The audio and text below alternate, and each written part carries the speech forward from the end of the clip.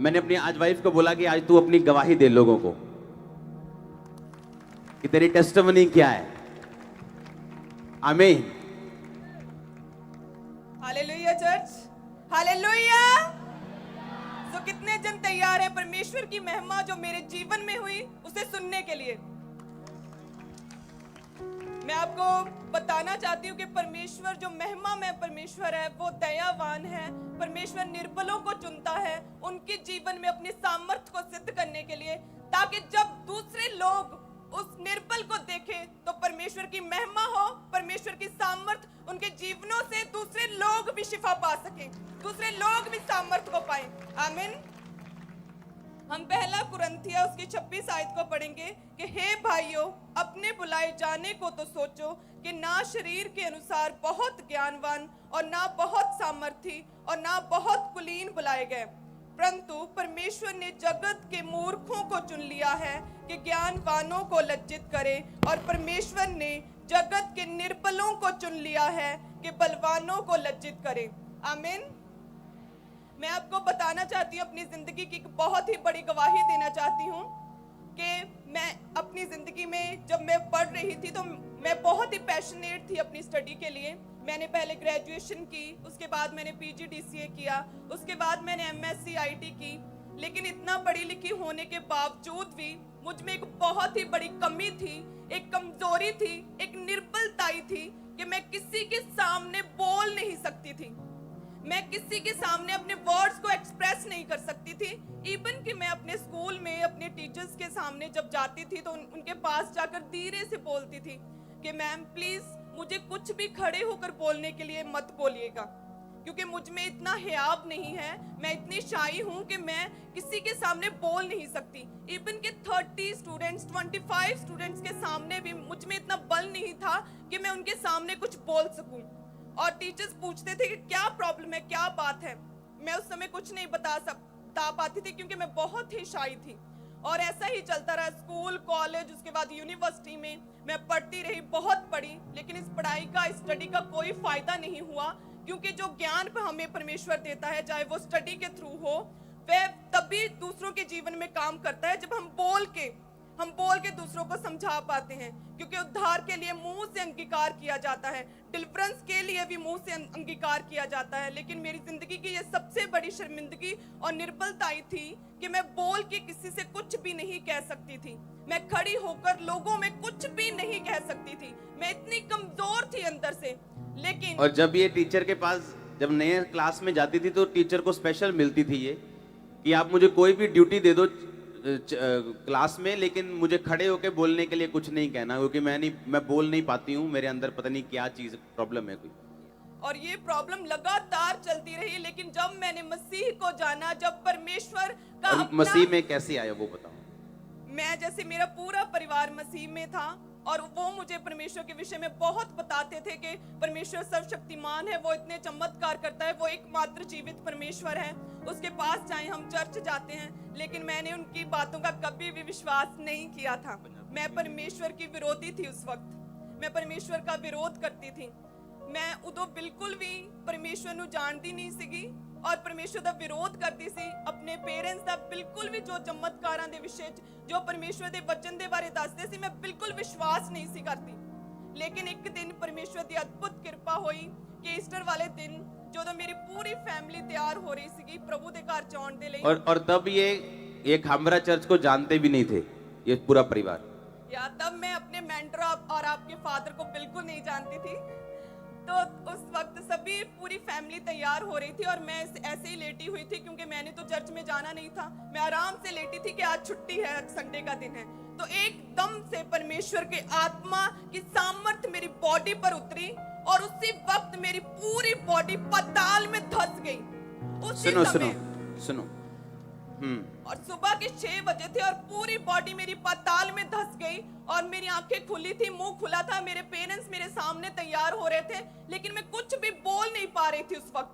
और ऐसे ही चलता रहा कुछ सेकंड, उसके बाद धीरे धीरे मेरी बॉडी पाताल से ऊपर पृथ्वी के ऊपर आई, मैं अपने बेड के ऊपर फिर से लेट गई और उसके बाद मेरे कानों में आवाज आने लगी कि परमेश्वर तुम्हें बहुत प्रेम करता है, परमेश्वर ने तुम्हें चुना है अपनी महिमा को दिखाने के लिए, परमेश्वर ने तुम्हें चुना है अपनी सामर्थ को लिए। परमेश्वर तुम्हें बुला रहा है, कम ऑन बेटी, कम टू मी बेटी, मेरी प्रिय बेटी मेरे पास आ।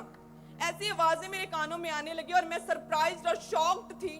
और जैसे ही मैं नॉर्मल हुई, कानों से आवाजें बंद हुई, उसी वक्त मैंने अपने पेरेंट्स को बताया। और वो ईस्टर का दिन था जब मैं पहली बार परमेश्वर की हुजूरी में, परमेश्वर की प्रेजेंस में और परमेश्वर के घर में गई थी। पहली बार चर्च जब गई थी, ईस्टर वाले दिन गई। वो ईस्टर का दिन था और उस दिन के बाद मेरी लाइफ ट्रांसफॉर्म हो गई, टोटल लाइफ चेंज हो गई। जब मैंने मसीह को जाना तो मेरी जिंदगी की सबसे बड़ी कमजोरी, सबसे बड़ी निर्बलताएं, जो मैं अपनी जिंदगी की सबसे बड़ी शर्मिंदगी समझती हूँ कि इतना पढ़ने लिखने के बावजूद भी मैं किसी से बात नहीं कर सकती थी, वो कमजोरी मेरी जिंदगी से दूर हो गई। आज ना केवल इस चर्च के लोग, गुरदासपुर ब्रांच के लोग, ऑनलाइन चर्चों में, बल्कि ऑनलाइन लाखों लोग आज मुझे सुन पा रहे हैं। हालेलुया। उसी तरह से जिस तरह परमेश्वर ने अपने महिमा में, परमेश्वर है, अपनी महिमा के धन में से परमेश्वर ने मुझे ये दान दिया कि अपनी आत्मा से भरकर परमेश्वर ने मेरी इनर प्रॉब्लम्स को, मेरी इनर बॉडी में अपनी स्ट्रेंथ को मेरे जीवन में डालकर मुझे अपना बल दिया है। उसी तरह से और जब ये चर्च जाना शुरू हुए थे तो इनके पास, इनके फैमिली के पास किराया नहीं होता था कभी भी। यस, हम फाइनेंशियली इतने सिक थे, इतने गरीब थे, इतना निर्धन परिवार था, इतनी बीमारियों परेशानियों थे, लेकिन कोई भी बीमारी, कोई भी पैसे की तंगी, कोई भी शर्मिंदगी हमें परमेश्वर से कभी भी दूर नहीं कर पाई थी। हम पवित्रता में खड़े रहे, परमेश्वर के वचन पर खड़े रहे। और मैं बताना चाहती हूँ कि जब चर्च आते थे तो इतना किराया भी नहीं होता था कि हम चर्च के लिए जो 100-120 रुपए उस वक्त किराया था कि हम वो पे कर पाएं। हमने गांव का एक भी दुकान, जिसे बोलते हैं मनियारी की दुकान, जहां पर सभी बिस्किट्स, नमकीन वगैरह मिलते हैं, कोई भी दुकान, कोई घर नहीं छोड़ा था जिनसे हमने पैसा ना मांगा हो। सिर्फ चर्च आने के लिए, सिर्फ चर्च आने के लिए। क्योंकि जब हमने जान लिया कि 7वें दिन, जो पहला दिन है, उसमें परमेश्वर के घर में आना जरूरी है, तो हमने परमेश्वर के वचन को फॉलो किया। हमने नहीं देखा कि हमारी जिंदगी में क्या प्रॉब्लम्स हैं, क्या गरीबी है, क्या शर्मिंदगी है। हमने परमेश्वर को अपना लिया और सीधा परमेश्वर की ओर चलने लगे। और उसके बाद परमेश्वर ने मेरी जिंदगी में अद्भुत काम किए। आज परमेश्वर मुझे अपनी महिमा के लिए इस्तेमाल कर रहा है। जब ये फैमिली, जब ये चर्च गए तो ऐसा नहीं था कि एक दिन में इनकी प्रॉब्लम सॉल्व हो गई। यस, बहुत सालों तक हम ऐसे दुखों में, बीमारियों में रहे, ऐसे परेशानियों में रहे, लेकिन कोई भी दुख, कोई तकलीफ हमें परमेश्वर से, परमेश्वर के घर से हमें दूर नहीं कर पाई। लगातार हम परमेश्वर के वचन में अड़े और खड़े रहे। इसीलिए आज परमेश्वर ने मुझे अपने दास के लिए, परमेश्वर ने अपनी महिमा के लिए, अपने कामों के लिए परमेश्वर ने मुझे चुना है। आमीन। और जब मेरी इसके साथ मैरिज हुई तो ये बहुत सिंपल थी। ये इतनी सिंपल थी कि मुझे मैसेज आए बहुत सारे लोगों के कि लड़कियां तो बड़ी तैयार श्यार हो कि आपके आसपास फिरती थी, ये सोच गए कि आपको बड़ी मॉडर्न लड़कियां पसंद होंगी, आप चंडीगढ़ से पढ़े हो, ये आपने क्या चुना। इतनी सिंपल, पूरे बाजू वाले सूट, बिल्कुल तेल लगा के, इतना सिंपल। सुनो, जब इसकी मैरिज हुई तो ये 25 साल की थी। हाँ जी। उससे पहले की लाइफ बताओ क्या थी? मैं पहले बहुत ही सिंपल थी, बहुत ही सिंपल घराने से थी, गरीब परिवार से थी, लेकिन स्टडी का इतना पैशन था मुझे पढ़ाई करने का। जब स्कूल कॉलेज में भी जाती थी तो बहुत सिंपल, तेल मल के, बिल्कुल सीधे बाल, सिंपल सूट, 2-4 सूट होते थे गिनती के, जो डाल के चेंज कर के कॉलेज में, स्कूल में जाती थी। और बहुत ही शाई थी मैं, हमेशा अपनी लाइब्रेरी में बैठी रहती थी मैं। और कोई लड़का नहीं, कोई बॉयफ्रेंड नहीं, कोई ऐसा चक्कर नहीं जैसे आज होते हैं लोगों। क्योंकि मैं स्टडी में थोड़ी होशियार थी, तो जो क्लास के बॉयज थे, अगर उन्होंने मुझसे नोट्स लेने होते थे तो सबसे पहले वो मुझे दीदी बोलते थे। तो पूरे स्कूल में सभी बॉयज मुझे दीदी बोलते थे, यूनिवर्सिटी में। और टीचर्स हैरान थे कि तुम्हें ही अकेली एक ही लड़की को सारे लड़के दीदी क्यों बोलते हैं।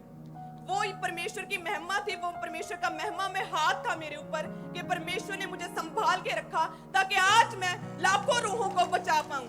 आमीन। और ये इसको नहीं मालूम, ये मेरी प्रेयर थी कि परमेश्वर जब भी मेरी मैरिज हो तो एक क्लीन लड़की के साथ हो, जैसे मेरी लाइफ। आमीन। तो आप इमेजिन कर सकते हो कि अगर एक बंदा पवित्रताई में कहां भी क्यों ना हो, बाइबल कहती, परमेश्वर ने कहा कि मैंने जगत के, कहता परंतु परमेश्वर ने जगत के मूर्खों को चुन लिया। कहता परमेश्वर ने इसलिए चुना जगत के मूर्खों को कि वो ज्ञानवानों को लज्जित कर सके। बैठ जाओ सब जन अपनी बॉडी में, आत्मा में आप हमारे साथ खड़े हैं। गुरदासपुर बैठ जाओ, सब जगह लोग बैठ जाओ। उसमें लिखा परमेश्वर ने जगत के निर्बलों को चुन लिया कि वो बलवानों को लज्जित करें। आमीन। कहता परमेश्वर ने तुम्हें इसलिए नहीं चुना आज प्रचार करने के लिए कि तुम बड़ा अच्छा बोलती थी या तुम पढ़ी लिखी थी। आज परमेश्वर ने ऐसे बंदे को चुना जो स्पेशल क्लास में जाके बोलता था कि भाई साहब मुझे खड़े होने के लिए नहीं बोलना, कुछ मर्जी काम कर लो, झाड़ू मरवा लो, पोछा मरवा लो, मॉनिटर बना दो, कुछ भी कर लो, मुझे खड़े होकर कुछ स्पीच देने के लिए नहीं बोलना है। और परमेश्वर ऐसे ही व्यक्ति को चुनता है कि कल को वो ये ना कहे कि मेरी ताकत की वजह से मैं बोल रहा हूं। परमेश्वर ने कहा, वरन परमेश्वर ने जगत के नीचों तुच्छों जो है भी नहीं उनको चुन लिया कि उन्हें जो अपने आप को कुछ समझते हैं उन्हें व्यर्थ ठहराएं, ताकि कोई प्राणी परमेश्वर के सामने घमंड ना करने पाए। आप में से कितनी बहनें यहां पे होंगी जो आज गरीब होंगी? कितने भाई यहां पे होंगे जो गरीब परिवार से होंगे? तो आपके स्पिरिचुअल मदर की टेस्टिमनी आपके लिए एक ब्लेसिंग है कि आप कहीं से भी खड़े हो सकते हो। आपकी गरीबी मायने नहीं। इमेजिन करो, इनके घर रिश्तेदार जब आते थे तो बोलते थे कैसे हो तुम, तो क्या जवाब देते थे आपके फैमिली जो थी?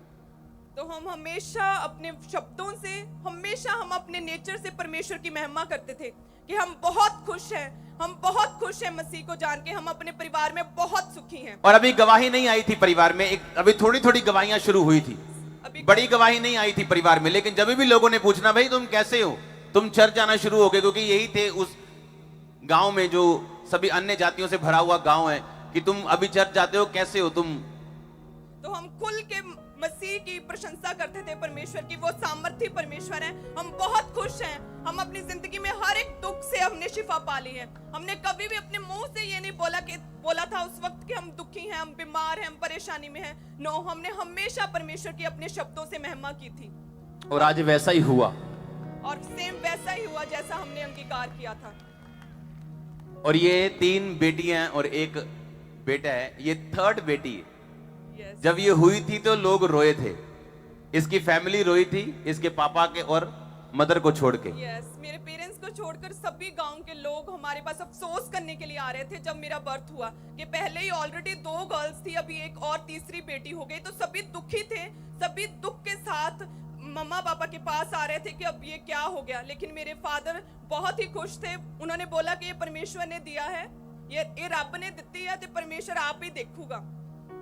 मेरे फादर ने वर्ड्स बोले सी, उन्होंने पूरा एंजॉय सेलिब्रेट किया सी मेरे बर्थ नु, मेरे फादर और मदर ने। लेकिन बाकी सारे साडे रिश्तेदार, साडे पिंड दे लोग सारे बहुत दुखी सी कि तीसरी कुड़ी फेर आ गई, क्योंकि तीसरा मुंडा चाहिए सी इन्हां नूं, क्योंकि पहला बेटी सी, दूजी बेटी सी, और जो तीजी बेटी हुई तो फिर मतलब रिश्तेदार मतलब अफसोस मनाने लिए आ रहे थे, मतलब रो के, कोई रो के दिखा रहा सी, कोई अफसोस मना रहे, कोई विरोधी खुश हो रहे थे कि लो ये तीजी कुड़ी हो गई।